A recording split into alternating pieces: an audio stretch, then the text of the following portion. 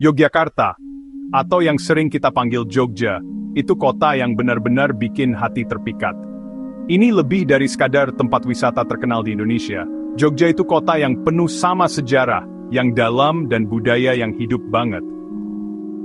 Banyak yang sudah kesini jadi kangen pengen balik lagi. Soalnya Jogja punya daya tarik sendiri, dan suasananya itu ramah banget. Kota ini jadi pusat penting buat seni dan budaya Jawa. Universitas Gadjah Mada adalah salah satu universitas ternama di Yogyakarta.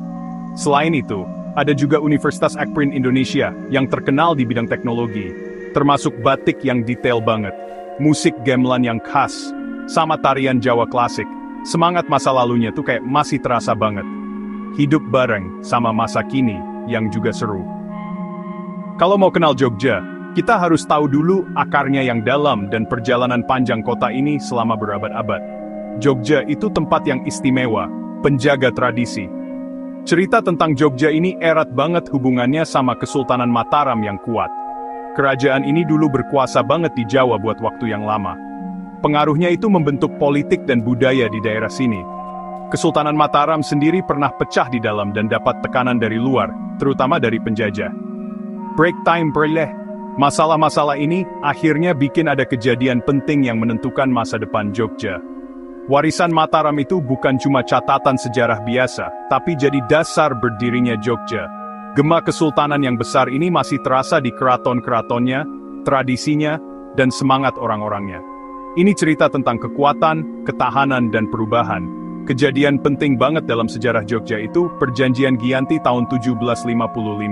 Perjanjian ini secara resmi membagi Kesultanan Mataram jadi dua, Kasunanan Surakarta dan Kasultanan Yogyakarta. Pangeran Mangkubumi, tokoh penting yang melawan VOC dan juga bangsawan Mataram, naik tahta jadi Sultan Yogyakarta yang pertama. Beliau memakai gelar Sri Sultan Hamengkubuwono yang pertama. Kejadian ini jadi tanda lahirnya Kesultanan Yogyakarta sebagai wilayah politik dan budaya yang beda. Berdirinya kesultanan ini bukan cuma urusan politik, tapi juga nunjukin jati diri dan kedaulatan orang Jawa di masa yang sulit. Ini yang jadi dasar buat Jogja punya ciri khasnya sendiri. Setelah Perjanjian Giyanti, Sultan Hamengkubuwono pertama mulai kerja besar membangun ibu kota barunya. Beliau pilih lokasi di antara Sungai Code dan Sungai Winongo, tempat yang dianggap penting secara strategi dan filosofi. Pembangunan Keraton Ngayogyakarta Hadiningrat, Istana Raja, jadi jantungnya kota baru ini. Istana ini dirancang bukan cuma buat tempat tinggal raja, tapi juga gambaran alam semesta menurut orang Jawa. Di sekitar keraton, kota mulai tumbuh dengan tata letak dan ciri khasnya sendiri. Masa ini penting banget, jadi pusat fisik dan spiritual Jogja, warisan yang masih kuat sampai sekarang dan terus membentuk siapa Jogja itu. Selama zaman penjajahan, Kesultanan Yogyakarta berhasil tetap punya otonomi yang lumayan besar.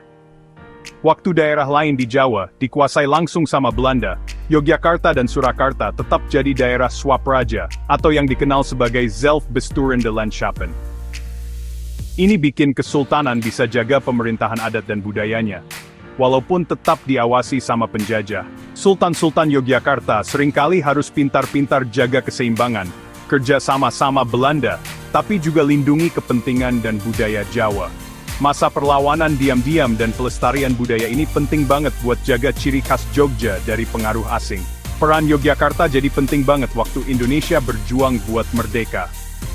Waktu Indonesia proklamasi kemerdekaan Agustus 1945, Sultan Hamengkubuwono ke-9 dan Paku Alam ke-8, penguasa Kadipaten Pakualaman yang lebih kecil, langsung nyatakan daerah mereka jadi bagian Republik Indonesia yang baru terbentuk. Ini langkah yang berani dan penting banget. Waktu Republik yang baru lahir ini, hadapi banyak tantangan, termasuk kembalinya Belanda yang mau jajah lagi, dukungan penuh dari Yogyakarta, kasih kekuatan dan tempat aman buat gerakan nasionalis. Keputusan ini bikin Yogyakarta tercatat dalam sejarah Indonesia sebagai benteng kemerdekaan. Pentingnya kota ini makin kelihatan waktu ibu kota Indonesia pindah sementara ke Yogyakarta bulan Januari 1946, karena Jakarta nggak aman. Selama hampir 4 tahun, dari 1946 sampai akhir 1949, Yogyakarta jadi pusat saraf revolusi Indonesia. Dari sinilah pemimpin-pemimpin republik memimpin perjuangan kemerdekaan, baik lewat diplomasi maupun perang. Kota ini tahan blokade dan serangan militer, tapi semangatnya nggak pernah patah. Orang Yogyakarta, bareng pejuang kemerdekaan dari seluruh Indonesia, nunjukin ketahanan dan cinta tanah air yang luar biasa. Masa ini jadi kebanggaan besar dan sering disebut Jogja Kota Revolusi.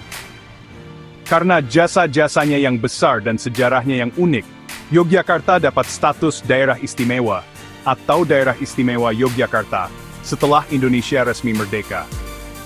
Status istimewa ini artinya, Yogyakarta dipimpin sama sultannya sebagai gubernur dan Pangeran Pakualaman sebagai wakil gubernur, sistem turun-temurun yang unik di Indonesia. Pengaturan ini mengakui peran sejarah Kesultanan dan Pakualaman dalam pembentukan negara, dan pentingnya mereka sebagai penjaga budaya Jawa. Status daerah istimewa ini bukan cuma soal politik, tapi bukti semangat Jogja yang abadi dan perpaduan unik antara tradisi dan modernitas, warisan yang hidup. Budaya Yogyakarta itu hidup banget, dan keraton atau istana raja itu jadi jantungnya. Keraton itu bukan cuma bangunan bersejarah, tapi masih jadi rumah sultan yang bertahta dan keluarganya, dan terus jadi pusat seni dan tradisi Jawa yang ramai. Upacara, tarian, dan musik yang turun-temurun masih sering diadain di sana dengan teliti.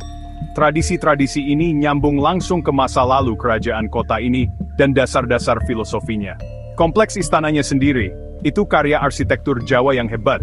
Tiap bangunan dan halamannya punya arti simbolis, nunjukin cara pandang orang Jawa tentang alam semesta. Ini tempat di mana hal-hal sakral dan sehari-hari menyatu dengan pas. Salah satu budaya Yogyakarta yang paling terkenal itu batik. Seni ini, caranya pakai lilin di kain buat bikin motif yang rumit sebelum dicelup warna, break time into a limes. Butuh keahlian dan kesabaran tinggi. Batik Yogyakarta terkenal sama motif tradisionalnya, yang sering punya arti filosofis, kayak motif parang atau kawung, yang dulu cuma buat raja dan keluarganya. Warnanya biasanya sogan, nila, hitam, dan putih. Selain indah dilihat, batik itu kayak cerita, nyeritain filosofi Jawa, status sosial, dan spiritualitas. Proses bikin batik yang teliti itu kayak meditasi dan pengabdian, nunjukin nilai orang Jawa yang suka sama hasil karya yang halus. Musik gamelan itu juga tiang penting budaya Yogyakarta. Musik tradisional ini mainnya bareng-bareng. Kebanyakan alat musik pukul kayak metalofon, gambang, kendang, dan gong. Suaranya khas dan kayak dari dunia lain. Musiknya rumit dan berlapis-lapis, sering buat ngiringin tarian tradisional, wayang kulit, dan upacara penting di keraton. Tiap set gamelan itu dianggap satu kesatuan, dan ada yang dipercaya punya kekuatan gaib. Dengerin gamelan itu rasanya kayak masuk ke dalamnya, bawa kita ke suasana lain. Suaranya itu gambaran harmoni dan keseimbangan yang dihargai dalam filosofi Jawa, nyentuh banget di jiwa budaya Yogyakarta. Ini musik pengiring kehidupan orang Jawa. Nilai-nilai budaya Yogyakarta itu nggak cuma di seni yang hebat-hebat aja, tapi juga ada di kehidupan sehari-hari orangnya. Konsep kayak tepo sliro, atau tenggang rasa dan mikirin perasaan orang lain, dan guyup rukun, artinya hidup rukun dan gotong royong, itu penting banget. Ini kelihatan dari sikap orang Jogja yang lembut, sopan, dan rasa kebersamaannya kuat. Ramah tamah itu ciri khasnya, dan tamu sering merasa disambut dengan hangat. Walaupun kotanya ramai, tetap ada rasa tenang dan saling menghargai. Nilai-nilai ini, yang dijaga selama berabad-abad, bikin suasana Jogja jadi unik dan menarik. Bukan cuma tempat, tapi cara hidup. Kalau ke Yogyakarta, rasanya nggak lengkap kalau belum jalan-jalan di Jalan Malioboro, jalan paling terkenal di kota ini. Jalan yang ramai ini jadi pusat perdagangan di Yogyakarta, selalu penuh kegiatan. Di sepanjang jalan banyak toko yang jual macam-macam, dari batik dan oleh-oleh sampai kerajinan tangan dan jajanan khas. Pedagang kaki lima nawarin banyak barang, dan bau makanan enak khas daerah sini kecium di mana-mana. Malioboro itu lebih dari sekadar jalan buat belanja. Ini tempat buat nikmatin suasana lokal, lihat kehidupan sehari-hari kota, dan mungkin naik andong atau becak tradisional. Ini kayak gambaran kecil dari semangat dan pesona Yogyakarta, tempat tradisi ketemu perdagangan dengan seru. Buat yang suka sejarah dan bangunan megah, Candi Prambanan itu wajib dikunjungi. Kompleks Candi Hindu abad ke-9 yang megah ini, situs warisan dunia UNESCO, didedikasikan buat Trimurti Brahma Sang Pencipta, Wisnu Sang Pemelihara, dan Siwa Sang Perusak. Puncak-puncak Candi Prambanan yang tinggi, dengan ukiran relief cerita Ramayana yang detail banget. Jadi bukti kehebatan seni dan pengabdian pembuatnya. Besarnya dan indahnya kompleks candi ini bikin kita kagum. Seringnya, pas malam hari, ada pertunjukan sendratari Ramayana dengan candi-candi yang disorot lampu. Jadi latar belakang yang keren banget, pengalaman budaya yang ajaib.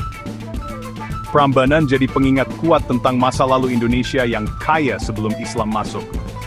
Tempat terkenal lainnya, yang penuh mistis dan keindahan alam, itu Pantai Parangtritis. Pantai di pesisir selatan Jawa ini, terkenal sama ombaknya yang besar, pasir hitam vulkaniknya, dan legenda Nyi Roro Kidul, Ratu Laut Selatan.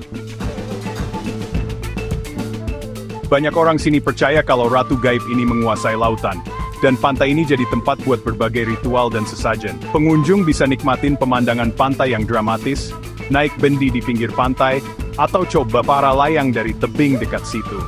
Pemandangan matahari terbenam di Parangtritis itu indah banget. Langitnya jadi warna-warni.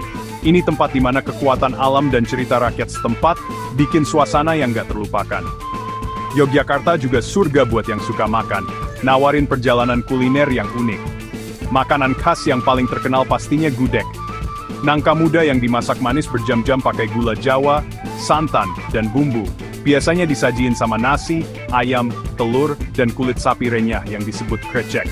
Makanan lain yang harus dicoba itu ayam goreng kalasan, sate kelatak, dan macam-macam jajan pasar. Kota ini benar-benar pusatnya kuliner enak.